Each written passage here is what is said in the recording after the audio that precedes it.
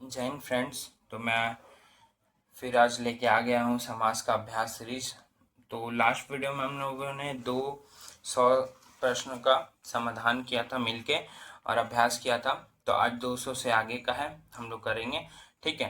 पर उससे पहले हम लोग जैसा कि हर अभ्यास से पहले ईश्वर की वंदना करते हैं या कोई भी एक संस्कृत के श्लोक से शुरू करते हैं। तो आज भगवत गीता आप लोग जानते हैं इस पुस्तक का नाम, तो उसी पुस्तक से हम लोग शुरू करेंगे। जिसको ये श्लोक नहीं सुनना है वो वीडियो स्किप करके आगे जा सकते हैं। चलते हैं। कर्मण्येवाधिकारस्ते मा फलेषु कदाचन मा कर्मफल हेतुर्भूमा ते संगोस्व कर्मणि। तो ये भगवत गीता का श्लोक है। मैं चाहता हूँ कि आप लोग भी रोज गीता का एटलीस्ट एक श्लोक सुनना और याद करना शुरू कीजिए। इसमें आजकल पूजा का महीना चल रहा है और जिससे हम लोग बहुत पढ़ाई से डिस्ट्रैक्ट होते हैं। तो इसी के लिए मैं ये श्लोक आज बोल रहा हूँ कि अपने, ठीक है, पूजा भी इंजॉय करना है, लाइफ का इम्पॉर्टेंट पार्ट्स है, बट हम लोग को अपना कर्म, जो हम लोग का कर्म है, पढ़ाई लिखाई, जो धर्म है, उसको बराबर करते रहना, ठीक है, बीच में छोड़ना नहीं है। तो हम लोग आज बिना समय व्यर्थ गवाए हम लोग आगे चलते हैं, शुरू करते हैं आज का सेशन। तो हम लोग का क्वेश्चन है नरोत्तम, 200 नंबर क्वेश्चन। नरोत्तम में कौन सा समास है? मैं बता चुका हूँ पहले हर वीडियो से, अगर मेरे लाइन से वीडियो देखिएगा तो मैंने सब में बताया कि समास के कितने भेद होते हैं, किसमें कौन सा प्रधान होता है, ठीक है, और किस समास को कैसे पहचाना जाए। तो नरोत्तम में दो शब्द है, नर और उत्तम, ठीक है। तो इसमें कौन सा समास होगा? इसमें विशेषता बता रहा है, ठीक है। क्या बता रहा है? नर का विशेषता बता रहा है कि नर कैसा है, उत्तम, वह नर जो उत्तम है, ठीक है। तो इसमें कौन सा इसका सही आंसर क्या होगा? नरों में है जो उत्तम, ठीक है। तो इसका सही आंसर नरोत्तम तत्पुरुष समास, ठीक है, बी नंबर यहाँ देख सकते हैं। इसके बाद हम लोग चलते हैं नेक्स्ट क्वेश्चन पे। अगर तत्पुरुष नहीं होता तो हम लोग कर्मधारय भी लगा सकते हैं, ठीक है, क्योंकि विशेषण विशेष्य का समास है, ठीक है। उसके बाद है 201 नंबर आज जन्म। आज जन्म, ठीक है। मैंने बताया है जिस भी समास के पूर्व पद में उपसर्ग आ जाए जो विशेषता नहीं बताते, जैसे आ उपसर्ग आ जाए, आ जन्म, आकरण, ठीक है, तो उसमें क्या होता है? उसमें अव्ययभाव समास होता है। जिसमें उपसर्ग अव्यय आ जाए वही अव्ययभाव समास होता है। तो यहाँ पे आ गया, आ जन्म, ठीक है। तो इसमें क्या आंसर होगा? 4 ऑप्शन दिया, दीर्घु, कर्मधारय, तत्पुरुष और अव्यय। तो देख सकते हैं इसका सही आंसर अव्ययभाव समास है। तो इसका सही आंसर यही है। 202 है धनहीन। इसका विग्रह पद कीजिएगा तो क्या निकलेगा? धन से हीन, ठीक है, धन से हीन। और जहां मैंने बताया कि विग्रह करते समय कारक चिन्ह आ जाए वो तत्पुरुष समास के उदाहरण होते हैं। तो दीर्घु समास नहीं होगा क्योंकि यहाँ संख्या होता तब दीर्घु होता। द्वंद्व नहीं होता क्योंकि ये दो पद परस्पर द्वंद्व वाले नहीं है। तत्पुरुष समास इसका सही आंसर होगा। और अव्ययभाव भी नहीं होगा क्योंकि यहाँ कोई प्रथम पद में अव्यय नहीं है, ठीक है। इसके बाद हम लोग का नेक्स्ट क्वेश्चन है कि गौशाला में कौन सा समास है? देखिए मैं दिखा रहा हूँ स्क्रीन पे क्वेश्चन आपको। गौशाला में कौन सा समास है? दिख रहा होगा आपको सही से, ठीक है। गौशाला में कौन सा समास होगा? अगर मेरे वीडियो में कुछ प्रॉब्लम, दिक्कत आ रही हो, परेशानी हो तो मुझे कमेंट करके जरूर बताइएगा, मैं उसे सुधारने की कोशिश करूंगा। गौशाला में कौन सा समास है? गौशाला, गौ के लिए शाला, शाला, आलय, ये शब्द जहां भी शब्द के अंत में आए वो सीधा तत्पुरुष समास का उदाहरण होता है। और तत्पुरुष में भी उपभेद उपभेद पूछे तो संप्रदान के लिए इसके विभक्ति चिन्ह आता है, ठीक है, इसके विग्रह में। गौ के लिए शाला, शिव के लिए आलय, ठीक है, रसोई के लिए घर, ये सब इसका विग्रह होता है। तो तत्पुरुष होता है। अगर इसमें तत्पुरुष के अभांतर भेद होते हैं तो उसको भी हम लोग सही कर सकते हैं। बहुब्री होगा नहीं, दीर्घों में संख्या चाहिए, इसमें दो संख्या, दो प्रधान पद चाहिए तो है नहीं। तो ऑप्शन तीनों का लास्ट ऑप्शन होगा तत्पुरुष, ठीक है। आप लोग देख सकते हैं ये यूपी बीएड एग्जाम 2016-18 में आ चुका है।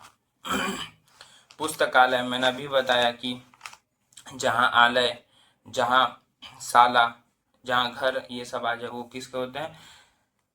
तत्पुरुष समास का उदाहरण, क्योंकि इसका विग्रह होगा पुस्तकालय, पुस्तक का आलय, ठीक है, पुस्तक के लिए आलय, ठीक है, पुस्तक नहीं, पुस्तक के लिए आलय। वो घर किस, लाइब्रेरी किस लिए बनता है? खास किताबों के लिए, ठीक है। तो कर्मधारय होगा नहीं, द्वंद्व होगा नहीं, अव्ययभाव होगा नहीं, क्योंकि अव्यय नहीं, तो इसका सही आंसर बी होगा। देख सकते हैं इसका सही आंसर बी है। दशानन बहुत इंपॉर्टेंट सवाल, और हम लोग को बहुब्रीहि समास से इन्हीं सभी शब्दों से हम लोग का परिचित कराया जाता है बहुब्रीहि समास का। दशानन, 10 मतलब 10, आनंद मतलब सिर होता है, जिसके 10 सिर हो तो उसको दशानन बोलते हैं, ठीक है। तो मैंने बताया था कि ऐसे समाज जिसमें दोनों पद अप्रधान होता है, कोई तीसरा अर्थ होता है, तो ना तो इसमें 10 और आनंद से कोई समझ में आता, मगर 10 आनंद बोलते ही हमें रावण का स्मरण होता है, तो ये अर्थ प्रधान समास है बहुब्रीहि, इसलिए इसका आंसर दशानन का ए होगा। देख सकते हैं आप आंसर। त्रिलोचन, त्रिलोचन, त्रि मतलब 3, लोचन मतलब आंख होता है। तो अब यहाँ पे देखिए बहुब्रीहि, द्वंद्व, तत्पुरुष और अव्ययभाव समास है। दीर्घो ऑप्शन में पहले नहीं दिया, अगर दीर्घो देता तो यहाँ पर शंका उत्पन्न होता, क्योंकि 3 आंखों वाला, ठीक है, तो दिए ही नहीं ऑप्शन में। तो त्रिलोचन किसे बोला जाता है? शंकर भगवान को, जिनके 3 नेत्र हैं, ठीक है, जिनके 3 लोचन है। तो इसका सही आंसर ए हो जाएगा, ठीक है, क्योंकि यह बहुब्रीहि का उदाहरण है। कमल नयन, नयन नयन कैसा है? नयन मतलब आंख, कमल मतलब आप लोग जानते हैं लोटस को बोलते हैं कमल, ठीक है। कमल नयन मीन्स आंख कैसा है, नयन कैसा, कमल के समान है, ठीक है। तो इसमें कौन सा होगा? दीर्घ होगा नहीं, क्योंकि संख्या है नहीं, द्वंद्व नहीं होगा, तत्पुरुष भी नहीं होगा, तो इसमें क्या होगा? कर्मधारय, क्योंकि विशेषण विशेष्य का समास है, क्योंकि विशेषण इसमें आंख है, नयन की विशेषता बता रहा है कि कैसा है, कमल के समान है नयन, ठीक है। तो इसमें विशेषण विशेष्य की ये वाला समास है, ठीक है। इसके बाद है अन्न जल।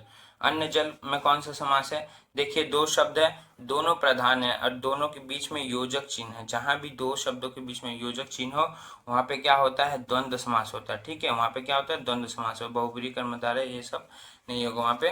जैसे माता पिता, भाई बहन, राजा रानी, ठीक है, तो वहां पे क्या होगा? द्वंद्व समास होगा, क्योंकि दोनों पद प्रधान है, ठीक है। अष्टाध्यायी, अब देखिए आपका आ गया, आपका जो एकदम चुटकियों में हम लोग पहचान जाते हैं समास। अष्ट अध्याय मतलब 8, अष्ट मतलब 8, अध्याय मतलब चैप्टर, ठीक है। तो 8 अध्यायों का समूह को अष्टाध्याय बोले जाता है, ठीक है। इसमें अव्ययभाव नहीं होगा क्योंकि उपसर्ग नहीं है, कर्मधारय नहीं होगा क्योंकि विशेषता नहीं बता रहा, तत्पुरुष भी नहीं होगा, इसका सही आंसर होगा दीर्घो समास, क्योंकि सबसे पहले वहां पे संख्या के बारे में बोला जा रहा है। 8 प्रथम पद संख्यावाची और संज्ञा हो। प्रथम पद दीर्घो समास का क्या है? एग्जाम्पल, संख्या प्लस संज्ञा, संख्या प्लस संज्ञा, इसको संज्ञा भी बोलते हैं, बहुत लोग संज्ञा बोलते हैं, ठीक है। मैं संज्ञा बोलता हूँ क्योंकि इसका शुद्ध उच्चारण यही है। तो इक्वल टू क्या हो जाएगा? दीर्घो समास, ठीक है, द्विगु समास, ठीक है। ये सब फॉर्मूला याद रखिएगा, आपको पहचानने में बहुत हेल्प होगा, ठीक है। तो इसी के साथ हम लोग अष्टाध्याय का आंसर हो गया ए नंबर। इसी के साथ हम लोग 9-10 नंबर में चलते हैं। यथा समय, यथा समय में कौन सा समास है? यथा क्या है? अव्यव है, और जहाँ अव्यव होगा सबके प्रथम में वहाँ पे क्या हो जाएगा? अव्ययभाव समास। तो यही इसका आंसर है। ये गलत है, ये गलत है, ये गलत है, ठीक है। तो ये इसका सही आंसर है। भरपेट, भरपेट अव्ययभाव समास, इसमें 4 ऑप्शन दिया गया है, ठीक है। देखिए आप लोग, कर्मधारय समास, द्वंद्व समास और अव्ययभाव समास, ठीक है। तो इसका सही आप लोग जानते हैं, पेट भरकर इसका विग्रह होता है। भरपेट का क्या होता है? पेट भरकर, भर भी एक प्रकार का उपसर्ग है, ठीक है, अव्यय है, तो इसका सही आंसर ए हो जाएगा, ठीक है। नेक्स्ट है चरण कमल। हम लोग का नेक्स्ट समास क्या है? चरण कमल बंदो हरिराई, ऐसा एक पंक्ति है, मुझे याद आ गया तो इसलिए मैंने बोल दिया। चरण कमल मतलब चरण कैसा? कमल के समान। अभी कमल नयन देखा था, तो अभी चरण कमल, ठीक है। मतलब ये विशेषता है हमारे देवताओं का, वो बहुत हमारे साहित्यकार लोग यूज करते हैं, हिंदी के साहित्यकार, ठीक है। तो ये क्या है? विशेषण विशेष्य का समास है। और जहाँ कर्मधारय समास का क्या है कि विशेषण एगो में विशेषण होगा, विशेषण और विशेष, विशेष विशेषण तो जानते ही होंगे आप लोग। इसको संज्ञा को ही बोलते हैं, विशेष जिसकी विशेषता बताई जाए, और इसको ये विशेषण है, ठीक है। जैसे यहाँ क्या? लड़का, ठीक है, लड़का संज्ञा हो जाएगा, किसी बच्चा का नाम है, व्यक्ति का नाम है, और ये सुंदर हो गया, ठीक है। तो लड़का का विशेषता जो बता रहा वो विशेषण हो गया और ये विशेष हो गया। तो वही बात है, यहाँ पे क्या है, कमल चरण का क्या है, चरण का विशेषता बता रहा है कि कैसा कमल के समान है। ठीक है, तो यहाँ पे क्या हो जाएगा, कर्मधारय समास हो जाएगा। मैं थोड़ा टाइम ले रहा हूँ बट आपको ट्रिक के साथ साथ आपको समझा भी रहा हूँ कि किस समास को कैसे पकड़ा जाए और कहीं भी आप रुके ना, किसी भी शब्द में आप डगमगाए ना। तो नेक्स्ट क्वेश्चन है हम लोग का चौराहा। चौराहा में कौन सा समास है, देखिए चौराहा में कौन सा समास है। अब चौराहा एकदम शब्द ही बोल रहा है कि मैं भाई ये समास हूँ। चौ मतलब क्या होता है, चार, रहा मतलब संख्या। ठीक है, रास्ता को राह बोल रहा है। ठीक है, तो जहां पर संख्या क्या है, चौ। ठीक है, और राह संज्ञा क्या है, राह। राह मतलब रास्ता। ठीक है, तो जहां संख्या हो गया, संज्ञा होगा, वहां तो दीर्घ समास होगा। तो ऑप्शन में है द्वंद्व नहीं होगा, तत्पुरुष नहीं होगा, कर्मधारय नहीं होगा, तो इसका सही आंसर सी हो जाएगा, द्वंद्व समास, दीर्घ समास, सॉरी। ठीक है, आशा करता हूँ कि इतना बताने के बाद आप लोग से गलती नहीं होगा और आप लोग न्यू क्वेश्चन से अपना प्रैक्टिस करते रहिए। ये नहीं कि एक दो वीडियो कर लिया, समास का कम से कम एटलीस्ट समास में अगर गलती नहीं करना है तो प्रत्येक चैप्टर से आपको 1000 क्वेश्चन करने होंगे। 1000 क्वेश्चन करिएगा तब समझ में आएगा कि हाँ आपका अच्छा खासा पकड़ समास में बन गया। ठीक है, सप्तर्षि में कौन सा सप्त, सप्त क्या है, संज्ञा। सप्त मतलब सात, ऋषि मतलब किसी व्यक्ति वस्तु स्थान का नाम है। ठीक है, तो जहाँ संख्या और संज्ञा मिल जाए वहाँ क्या होता है, दीर्घ समास होता है। तो कर्मधारय होगा नहीं, तत्पुरुष होगा नहीं, द्वंद्व होगा नहीं, तो इसका सही आंसर क्या हो जाएगा, दीर्घ समास। देख रहे दीर्घ समास से भी पूछे जाते एग्जाम में। तो ये सब इम्पोर्टेंट प्रश्न है, तो कृपया ध्यान से देखिए। यथा, मैं आपको बार बार बता दे रहा हूँ, यथा कुछ उपसर्ग बता दे रहा हूँ, जहां भी आपको दिखे आंख बंद करके आपको क्या टिक करना है, अव्ययभाव समास। ठीक है, जैसे यथा मैं लिखता हूँ, यथा, तथा, यद्यपि। ठीक है, तथापि, तथापि। ठीक है, यद्यपि, तथापि, भर, प्रति, आ। ठीक है, अभी, ये सब क्या है, अव्यय उपसर्ग। ये सब उपसर्ग आपको जहां मिले, जहां देखा मिले आपको वहां पे अव्ययभाव समास लगाना है। जैसे यथा रुचि, यथाशक्ति। ठीक है, यथा रुचि, यथाशक्ति, रुचि के अनुसार, शक्ति के अनुसार। ठीक है, तो उसमें क्या होगा, अव्ययभाव समास होगा, तत्पुरुष नहीं होगा, बहुब्रीहि नहीं होगा, द्वंद्व नहीं होगा। ठीक है, तो इसमें क्या होगा, अव्ययभाव समास। यथा मतलब क्या होता है, जैसा। ठीक है, ये तत्सम शब्द है, तत्सम का अगर तद्भव क्या होगा, यथा का जैसा, जैसा रुचि। ठीक है, निम्नलिखित में से कौन कौन तत्पुरुष समास का उदाहरण नहीं है। अब बताना कि कौन तत्पुरुष समास का उदाहरण नहीं। 4 शब्द दिए, राजकुमार, आ जन्म। ठीक है, आ जन्म मैंने बताया था कि यही है अव्ययभाव समास का उदाहरण। ठीक है, आ जन्म, यज्ञवेदी और ग्रामवासी। ग्रामवासी, यज्ञवेदी और राजकुमार, ये तीनों तत्पुरुष के उदाहरण है। तो ये तीनों इसका आंसर नहीं होगा, इसका आंसर सी नंबर होगा। ये यहाँ छुप के बैठा है, ये है अव्ययभाव ग्रुप का, बट इसमें आ गया। तो ठीक है, तत्पुरुष समास नहीं है पूछा। ठीक है, क्वेश्चन को ध्यान से पढ़िएगा तो आपका 50% क्वेश्चन वही करेक्ट हो गया। इसमें पूछा नहीं है, 3 है तत्पुरुष का उदाहरण मगर 1 अव्ययभाव का है, तो यही आंसर हो जाएगा, सी इसका सही आंसर है। किस समास में दोनों पद प्रधान होते हैं, किस समास में दोनों पद प्रधान होते हैं, तो बताइए कौन सा समास में। मैं आपको फिर से बोलिएगा तो बता देता हूँ मैं किसमें क्या होता है।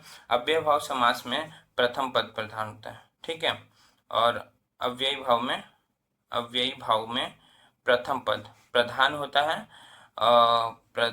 अव्ययी भाव में प्रथम पद प्रधान होता है, दूसरा गौण होता है। द्वंद्व में दोनों प्रधान होता है। ठीक है, द्वंद्व में क्या होता है, दोनों प्रधान होता है। ठीक है, दीर्घों में क्या होता है, दीर्घ तत्पुरुष और कर्मधारय। ठीक है, और दीर्घु। ठीक है, ये तीनों का एक ही है, ये तीनों का उत्तर पद प्रधान होता है, मतलब बाद का पद। उत्तर पद मतलब बाद का पद। बाद का पद क्या होता है, प्रधान होता है। ठीक है, बाद का पद क्या होता है, प्रधान होता है। 3 हो गया, और बहुब्रीहि का दोनों अप्रधान होता है। ठीक है, बहुव्रीहि का दोनों पद क्या होता है? अप्रधान, अप्रधान, ठीक है, अप्रधान होता है। क्या है? किस समास में दोनों पद प्रधान होते हैं? तो अभी मैंने बताया कि द्वंद्व समास में दोनों पद प्रधान होते हैं।